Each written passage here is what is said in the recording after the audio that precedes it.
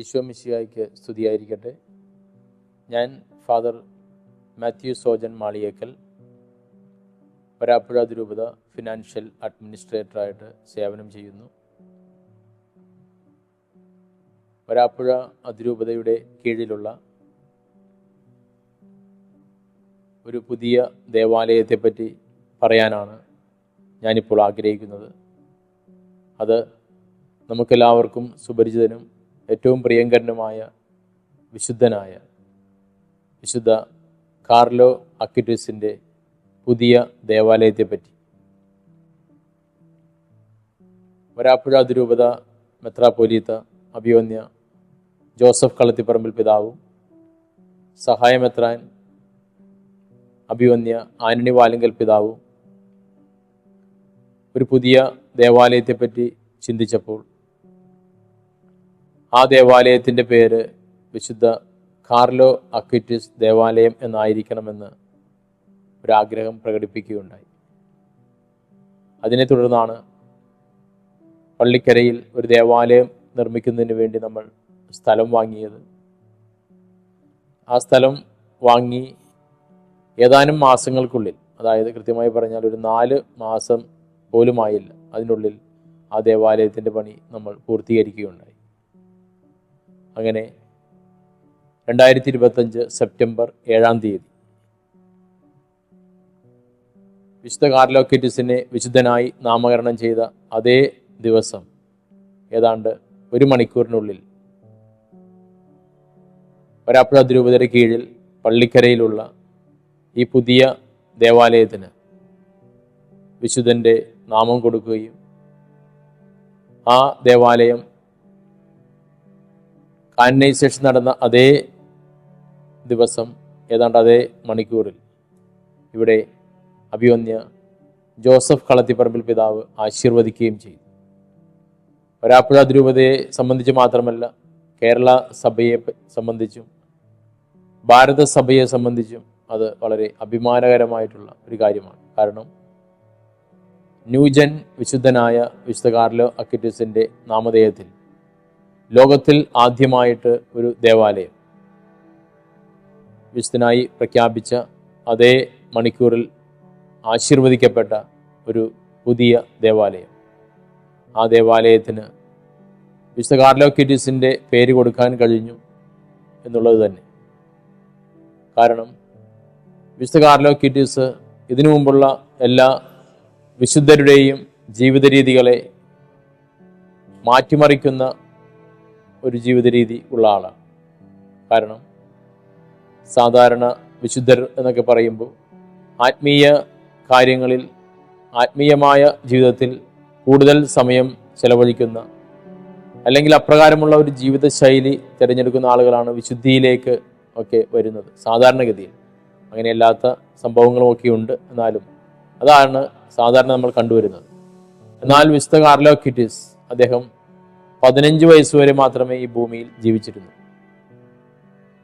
ഈ 15 വയസ്സിനുള്ളിൽ അദ്ദേഹം സാധാരണ ഒരു 15 വയസ്സുകാരൻ ജീവിക്കുന്ന പോലെ തന്നെ, ഒരു കൗമാരക്കാരൻ എപ്രകാരമാണ് നമ്മുടെയൊക്കെ നാട്ടിൽ ജീവിക്കുന്നത് അതുപോലെയൊക്കെയുള്ള ഒരു ജീവിതം നയിച്ചു.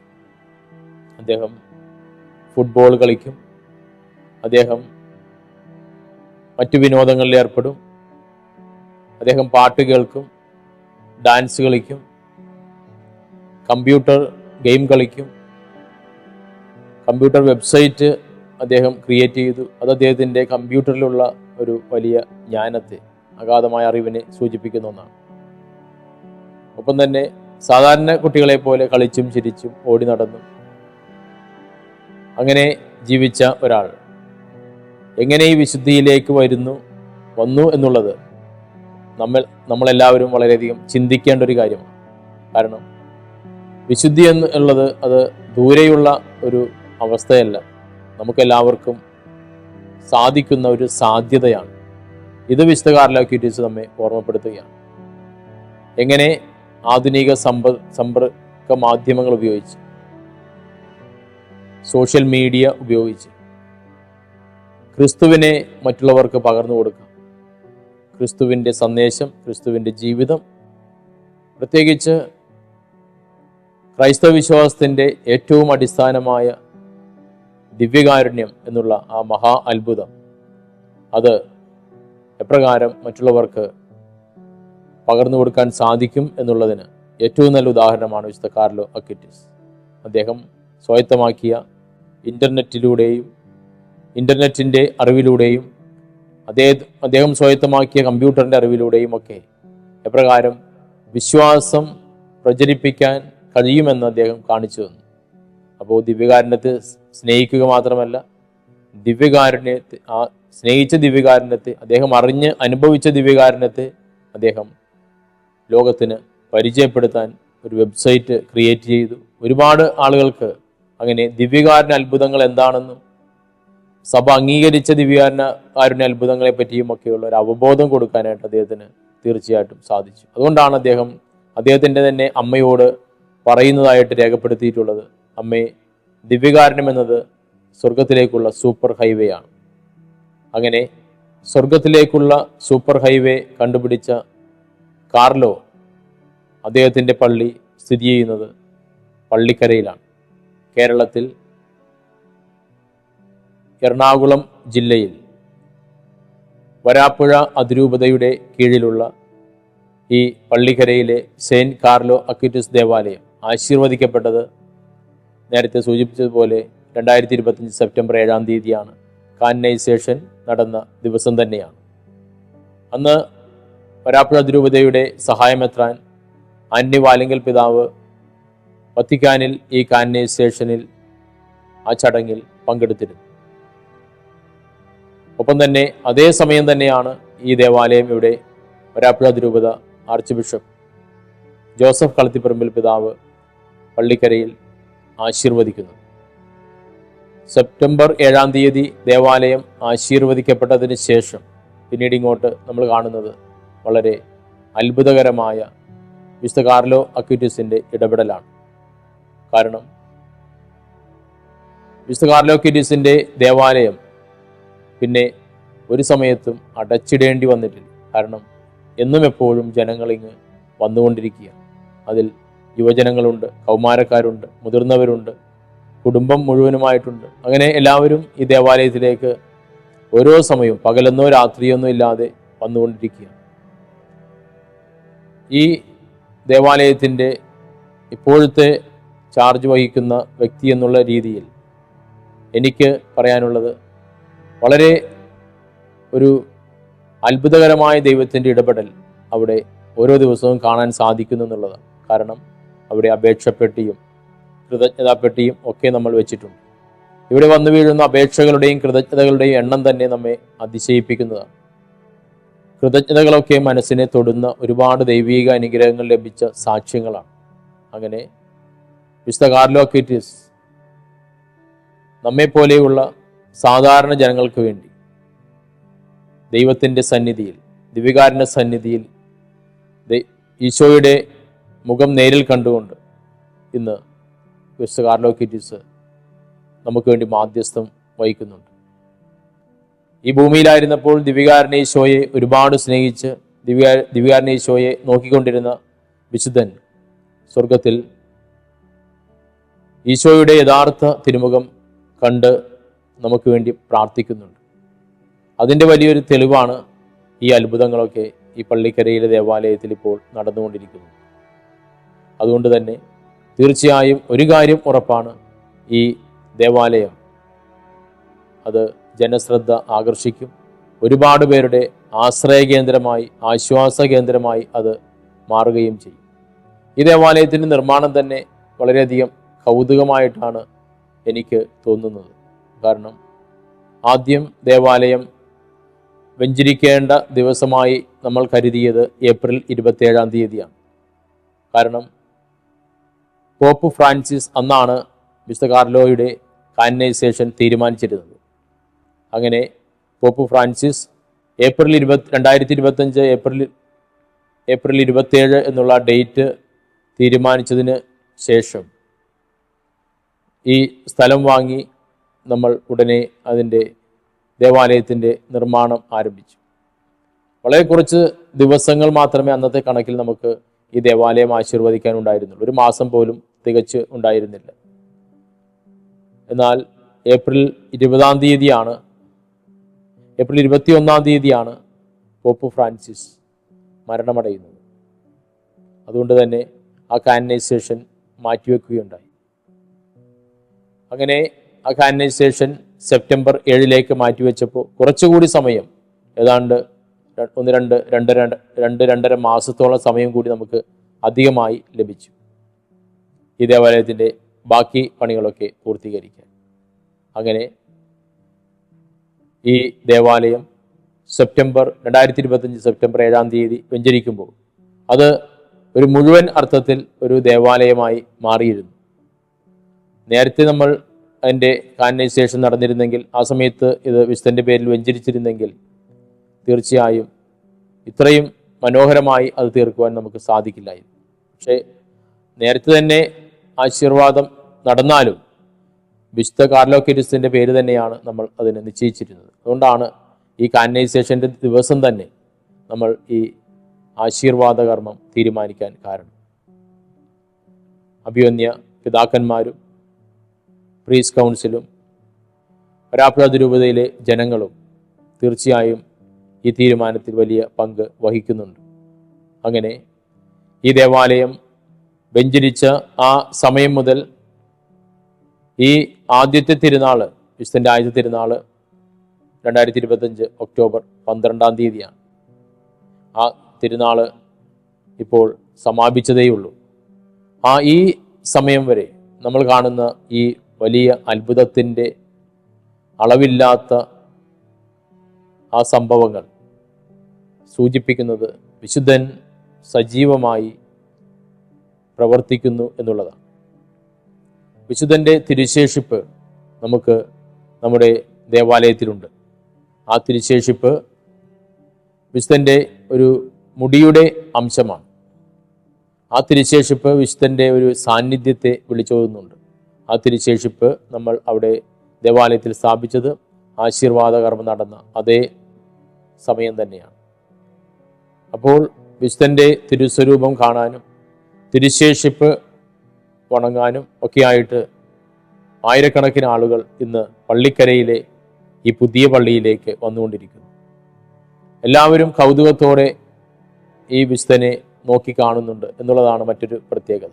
കാരണം ജീൻസും ടീഷർട്ടും ഒക്കെ ധരിച്ച് ഒരു ബാഗൊക്കെ മുതുകത്ത് തൂക്കിയിട്ട് അങ്ങനെ കൂളിംഗ് ഗ്ലാസ്സൊക്കെ വെച്ച് ഒരു സാധാരണ ഒരു ബാലൻ, ഒരു കൗമാരക്കാരൻ എപ്രകാരമാണോ അപ്രകാരം ജീവിച്ച ഒരു വിശുദ്ധൻ, ആ വിശുദ്ധൻ്റെ ഒരു രൂപമാണ് നമ്മൾ എടുത്തു വച്ചിരിക്കുന്നത്. അതുകൊണ്ട് തന്നെ എല്ലാവർക്കും വിശുദ്ധൻ ഒരു കൗതുകമാണ്. ഒപ്പം വിശുദ്ധൻ ഒരു ബ്രദറാണ്, വിശുദ്ധൻ ഒരു അനിയനാണ്, വിശുദ്ധൻ ഒരു ചേട്ടനാണ്, വിശുദ്ധൻ ഒരു മകനാണ്. നമുക്ക് കാർലോ ചേട്ടൻ്റെ പള്ളിയിൽ പോകാമെന്ന് പറയുന്ന കൊച്ചുകുട്ടികളുണ്ട്. നമുക്ക് കാർലോയുടെ പള്ളിയിൽ പോകാമെന്ന് പറയുന്ന കൗമാരക്കാരുണ്ട്. നമുക്ക് കാർലോയുടെ പള്ളിയിൽ പോകാമെന്ന് പറയുന്ന യുവജനങ്ങളുണ്ട്. നമുക്ക് കാർലോയുടെ പള്ളിയിൽ പോകാമെന്ന് പറയുന്ന മാതാപിതാക്കളുണ്ട്. അങ്ങനെ കാർലോ ഒരു മകനാണ്, അനിയനാണ്, ചേട്ടനാണ്, ബ്രദറാണ്. അങ്ങനെ ഇപ്പോൾ നമ്മുടെ നാട്ടുകാർക്ക് കാർലോ എല്ലാമെല്ലാമാണ്. അതുകൊണ്ട് തന്നെ വിശുദ്ധൻ്റെ ദേവാലയത്തോട് ചേർന്ന് നമ്മൾ ഒരു സെൽഫി പോയിന്റ് കൂടി രേഖപ്പെടുത്തിയിട്ടുണ്ട്. അവിടെ ഐ ലവ് ജീസസ് എന്ന ഒരു ബാക്ക് ഡ്രോപ്പ് ഉണ്ട്. വിശുദ്ധ കാർലോ സെൽഫി എടുക്കുന്ന പോലെയുള്ള ഒരു സ്റ്റാച്ചു അവിടെ സ്ഥാപിച്ചിട്ടുണ്ട്. അപ്പോൾ വിശുദ്ധനോടൊത്ത് അവിടെ വരുന്ന എല്ലാവരും ഐ ലവ് ജീസസ് എന്നുള്ള ആ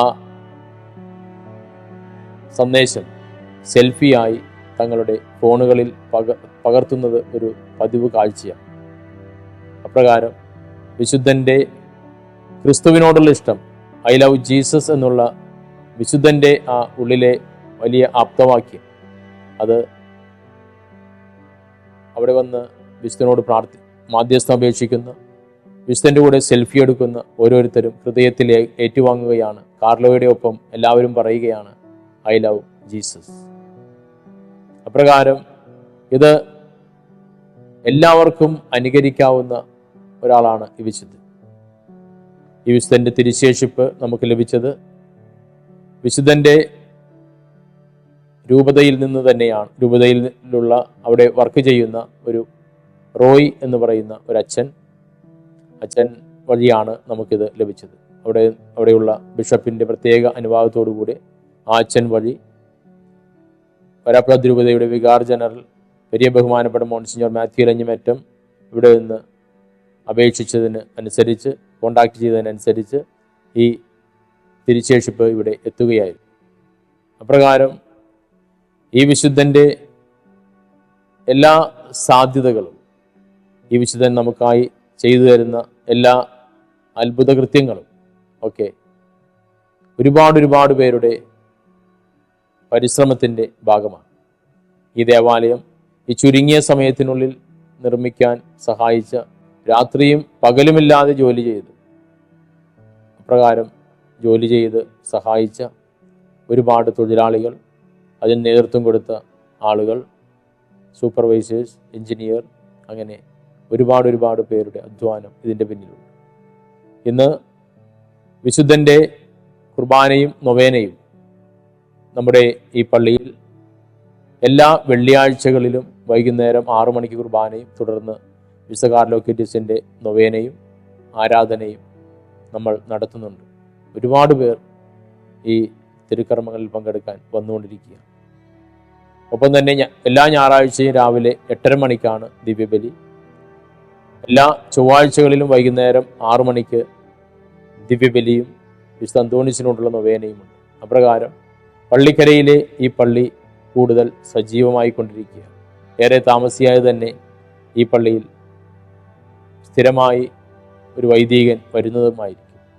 അപ്രകാരം വിശുദ്ധൻ ഈ നാട്ടിലെ ജനങ്ങൾക്ക്, ഈ നാട്ടിലെ മാത്രമല്ല, കാരണം ഈ പള്ളി വെഞ്ചരിപ്പിന് ശേഷം ഈ 1 മാസത്തിനുള്ളിൽ ഇന്ത്യയുടെ പല ഭാഗത്തു നിന്നും ഇവിടെ വിശ്വാസികൾ ഈ പള്ളിയെപ്പറ്റി കേട്ടറിഞ്ഞ് വന്നിട്ടുണ്ട്. കാരണം ഈ പള്ളിയുടെ ആശീർവാദത്തിൻ്റെ വാർത്ത അത് ലോകമെങ്ങും ശ്രദ്ധിക്കപ്പെട്ടിട്ടുള്ളതാണ്. വത്തിക്കാൻ ന്യൂസിൽ അടക്കം അത് വന്നിട്ടുള്ളതാണ്. വിവിധ ഭാഷകളിൽ അത് വന്നിട്ടുള്ളതാണ്.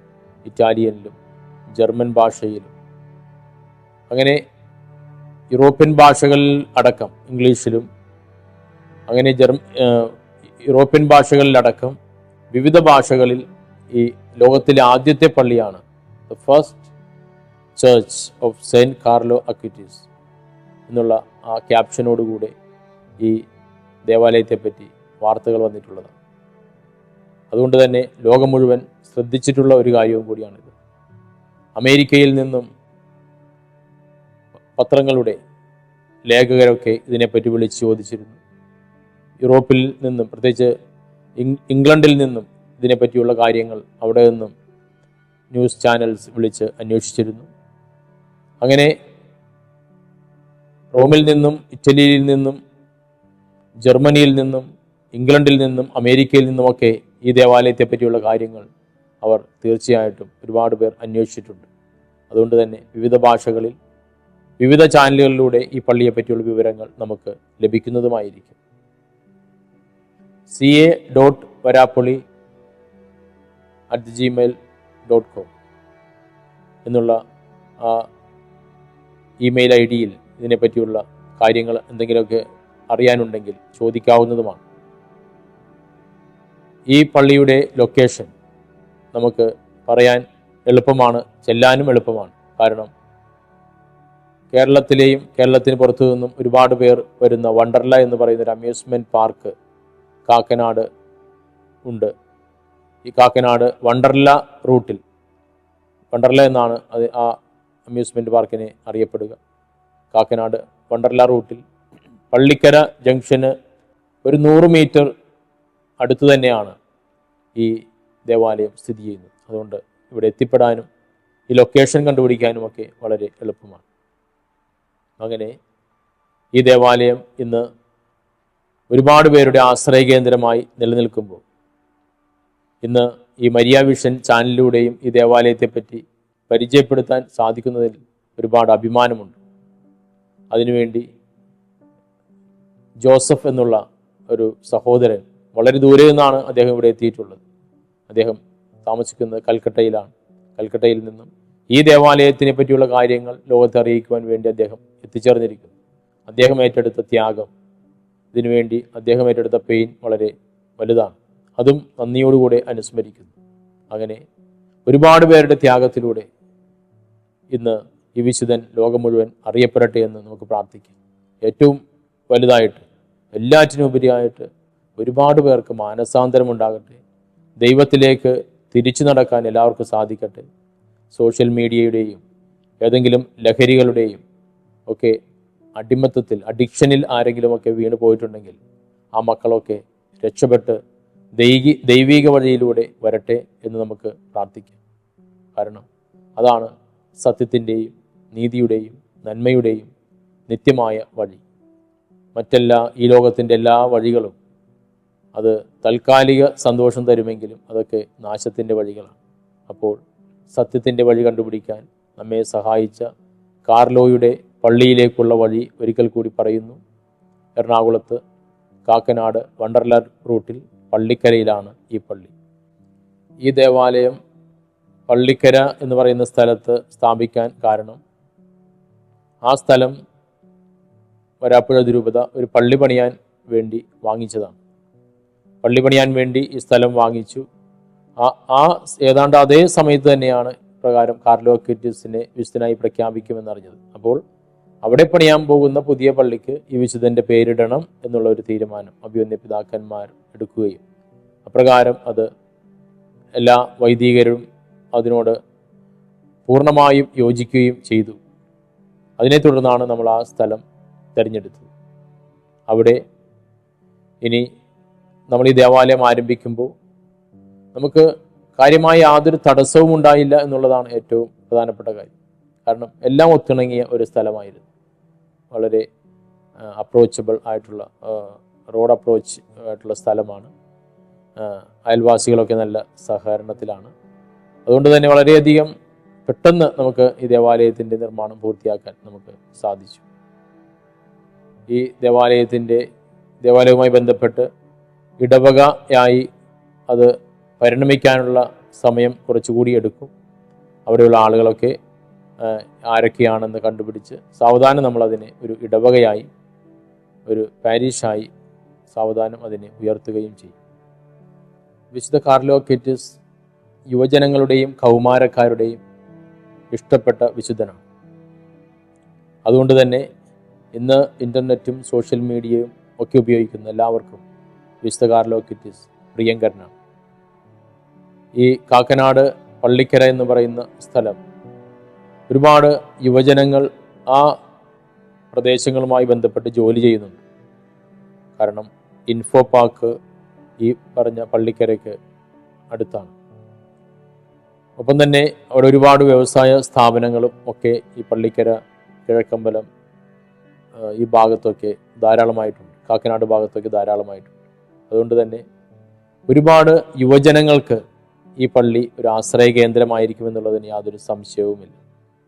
ഭാവിയിൽ ഈ ദേവാലയം യുവജനങ്ങളുടെയും കൗമാരക്കാരുടെയും ഒരു ട്രെയിനിങ് സെൻ്ററും അവർക്ക് ഉള്ള നല്ലൊരു ആനിമേഷൻ സെൻ്ററും നല്ലൊരു സ്പിരിച്വൽ ഗൈഡൻസ് അവർക്ക് കൊടുക്കാൻ പറ്റിയ ഒരിടവും ഒക്കെയായി മാറും എന്നുള്ളതിൽ യാതൊരു സംശയവുമില്ല.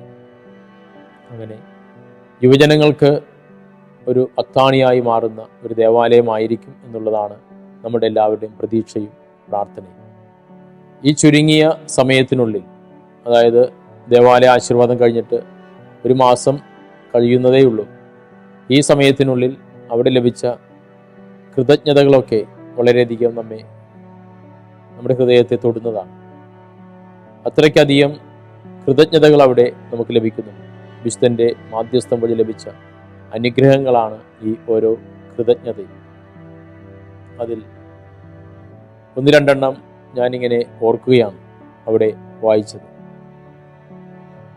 വിശുദ്ധ കാർലോ അക്വിറ്റസിൻ്റെ ആ പള്ളി, അവിടെ നമ്മൾ ദേവാലയം വേണ്ടി സ്ഥലം വാങ്ങിക്കുന്ന സമയം മുതൽ അവിടെ പള്ളി ഉടനെ വരുമെന്നുള്ള ഒരു വാർത്ത ആ പ്രദേശങ്ങളിലൊക്കെ ഉണ്ടായി. അപ്പോൾ ഒരു കുടുംബം വന്ന് ഈ അടുത്ത് വന്ന് പറഞ്ഞ കൃതജ്ഞത ഇങ്ങനെയാണ്. അവർ ആ പ്രദേശത്ത് താമസിക്കാൻ തുടങ്ങിയിട്ട് 12 വർഷമായി. വാടകയ്ക്കാണ് താമസിക്കുന്നത്. ഇതുവരെയും ഒരു വീട് അവർക്ക് ലഭിച്ചിട്ടില്ല, സ്വന്തമായൊരു വീടില്ല. അതുകൊണ്ട് തന്നെ ഇവിടെ പള്ളി ഉടനെ വരും എന്നുള്ള വാർത്ത കേട്ടപ്പോൾ മുതൽ അവർ പ്രാർത്ഥിക്കുകയാണ്, വിശുദ്ധ കാർലോ പുണ്യാള, ഞങ്ങൾക്കൊരു ഭവനം നീ ആയിരിക്കുന്ന ഈ ഇടത്തിൽ തന്നെ ഞങ്ങൾക്ക് ലഭിക്കണമേ.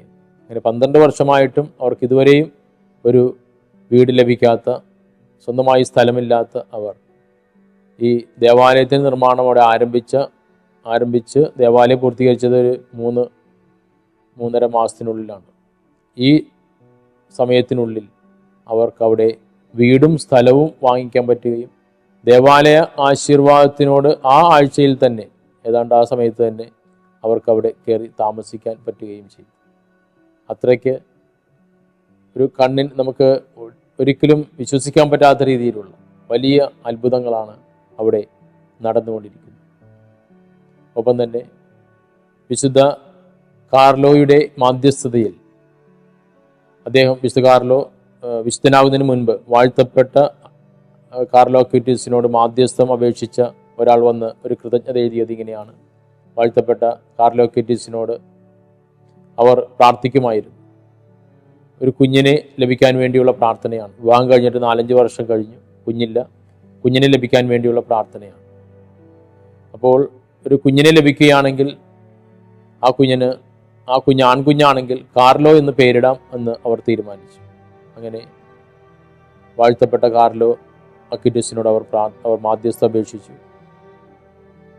അവർക്ക് ഒരു ആൺകുഞ്ഞ് പിറന്നു. ഈ ആൺകുഞ്ഞിൻ്റെ ജനനം തന്നെ അത്ഭുതപ്പെടുത്തുന്നതാണ്. അവർ പ്രാർത്ഥിച്ചത് ആ കുഞ്ഞിൻ്റെ അമ്മയുടെ ജന്മദിവസം തന്നെ അവൻ ജനിച്ചാൽ നന്നായിരുന്നു എന്നുള്ള പ്രാർത്ഥന അവർക്കുണ്ടായിരുന്നു. പക്ഷേ ഈ കുഞ്ഞ് ജനിച്ചത് വിശുദ്ധ കാർലോയുടെ ജന്മദിനത്തിൽ തന്നെ. അങ്ങനെ വിശുദ്ധ കാർലോയുടെ പേരിടാം എന്നവർ പറഞ്ഞപ്പോൾ ആ കുഞ്ഞിൻ്റെ ജന്മദിവസം തന്നെ, കാർലോയുടെ ജന്മദിനത്തിൽ തന്നെ ആ കുഞ്ഞ് ജനിക്കുകയും ചെയ്തു. അങ്ങനെ ഹൃദയത്തിൽ തൊടുന്ന ഒരുപാട് അത്ഭുതങ്ങളും വിശുദ്ധ കാർലോയുടെ മാധ്യസ്ഥതയിൽ നടക്കുന്നുണ്ട്. അതുകൊണ്ട് തന്നെ ഈ ദേവാലയത്തിൽ വന്ന് അവർ ഈ കാര്യം സാക്ഷ്യപ്പെടുത്തുകയും ചെയ്തു. ഈ ദേവാലയം അവർക്കൊരുപാട്, അവരുടെ ഹൃദയത്തെ ഒരുപാട് ആനന്ദിപ്പിക്കുന്ന ഒരിടമായി മാറുകയും ചെയ്തു. അങ്ങനെ ഒരുപാട് ആളുകൾ തങ്ങളുടെ കൃതജ്ഞതകളുമായിട്ട് അവിടെ വന്നുകൊണ്ടിരിക്കുകയാണ്. തീർച്ചയായും ദിവ്യകാരുണ്യത്തെ ഈ ഭൂമിയിൽ വെച്ച് സ്നേഹിച്ച വിശുദ്ധ കാർലോ അക്വിറ്റീസ് സ്വർഗത്തിൽ ഈശോയുടെ തിരുമുഖം കണ്ടുകൊണ്ട് നമുക്ക് വേണ്ടി മാധ്യസ്ഥം അപേക്ഷിക്കുന്നുണ്ട്. അതുകൊണ്ട് തന്നെ നമുക്കും ഇനി ദൈവീക മനുഷ്യരായി മാറാം, ദിവ്യകാരുണ്യത്തെ നോക്കി നടക്കാം, ആ പ്രകാശത്തിൽ ജീവിക്കാം. വിശുദ്ധ കാർലോയുടെ മധ്യസ്ഥതയിൽ നടന്ന മറ്റൊരു ശ്രദ്ധേയമായ ഒരു അനുഭവം പങ്കുവച്ച ഒരു വിശ്വാസി എഴുതിയിട്ട കൃതജ്ഞത ഇങ്ങനെയാണ്. അദ്ദേഹം ഒരു വർക്ക് കോൺട്രാക്റ്റ് എടുത്തിരുന്നു. അത് തമിഴ്നാട്ടിലാണ്. വലിയൊരു വർക്ക് കോൺട്രാക്റ്റാണ്. ഒരുപാട് കോടികൾ ഇൻവെസ്റ്റ്മെൻ്റ് ഉള്ള ഒരു പ്രൊജക്റ്റാണ്. അതിന് അദ്ദേഹം ഒരു ആപ്ലിക്കേഷൻ വെച്ചു കോൺട്രാക്റ്റ് ലഭിക്കാൻ വേണ്ടി. അപ്പോൾ ഇത് ഒരുപാട് കോമ്പറ്റീഷൻ ഉള്ള ഒരു ഫീൽഡാണ് ഈ വർക്ക്. അതുകൊണ്ട് തന്നെ അദ്ദേഹത്തെക്കാൾ എക്സ്പീരിയൻസ് ഉള്ളതും ആ സ്ഥലത്ത് ഈ വർക്ക് എവിടെയാണോ ചെയ്യേണ്ടത് ആ സ്ഥലത്തുള്ളതുമായ പ്രമുഖരൊക്കെ ഈ വർക്കിന് വേണ്ടി ആപ്ലിക്കേഷൻ കൊടുത്തിരുന്നു. ഇവർ ഇവിടെ നിന്നുള്ള വ്യക്തികളാണ്. അതുകൊണ്ട് തന്നെ ഈ വർക്ക് കോൺട്രാക്റ്റ് ലഭിക്കുമെന്ന് യാതൊരു ഉറപ്പും ഇവർക്കുണ്ടായിരുന്നില്ല. എന്നാൽ ഇവർ ഇവിടെ തിരുനാളിനൊരുക്കമായിട്ടുള്ള നൊവേന തുടങ്ങിയ സമയത്ത് ഒരു ദിവസം തൊഴിലിന് വേണ്ടിയുള്ള ഒരു നിയോഗം വെച്ചുകൊണ്ടുള്ള പ്രാർത്ഥനയുണ്ടായി. അപ്പോൾ അവർ വന്ന് ആ നിയോഗം വെച്ചു. അങ്ങനെ അവർക്ക് തന്നെ വിശ്വസിക്കാൻ പറ്റാത്ത രീതിയിലാണ് പിന്നീടുള്ള കാര്യം നടന്നത്. കാരണം ആ നിയോഗം വെച്ച് പ്രാർത്ഥിക്കുന്ന അതേ ദിവസം അന്ന് വൈകുന്നേരം അവർക്ക് ഇമെയിൽ വരികയാണ്, നിങ്ങൾക്കാണ് വർക്ക് കോൺട്രാക്റ്റ് ലഭിച്ചിരിക്കുന്നതെന്ന്. അപ്പോൾ ഇവരെക്കാൾ കൂടുതൽ എക്സ്പീരിയൻസ് ഉള്ള ഇവരെക്കാൾ കൂടുതൽ സ്വാധീനമുള്ള ഒരുപാട് പേർ ഈ ജോലിക്ക് ഈ വർക്ക് കോൺട്രാക്റ്റിന് വേണ്ടി അപേക്ഷിച്ചിട്ടുണ്ടെങ്കിലും ഇവർക്ക് ലഭിച്ചു. അത് ലഭിച്ചത് ഇവർ ഈ തൊഴിലിന് വേണ്ടിയുള്ള ആ നിയോഗം വെച്ച് പ്രാർത്ഥിച്ച അതേ ദിവസം തന്നെ അവർക്ക് അതിൻ്റെ മെയിൽ വന്ന് അതിൻ്റെ കൺഫർമേഷൻ വന്നു. അങ്ങനെ അവർക്ക് തന്നെ ഇത് വിശ്വസിക്കാൻ സാധിക്കുന്നില്ല, ഇതെങ്ങനെ സാധിച്ചു എന്നുള്ളത്. ഒരുപാട് പേരുടെ സങ്കടം മാറ്റുന്ന വിശുദ്ധനായി വിശുദ്ധ കാർലോക്കിറ്റീസ് നമ്മുടെ കൂടെയുണ്ട്, ഈ പള്ളിക്കരയിലുണ്ട്.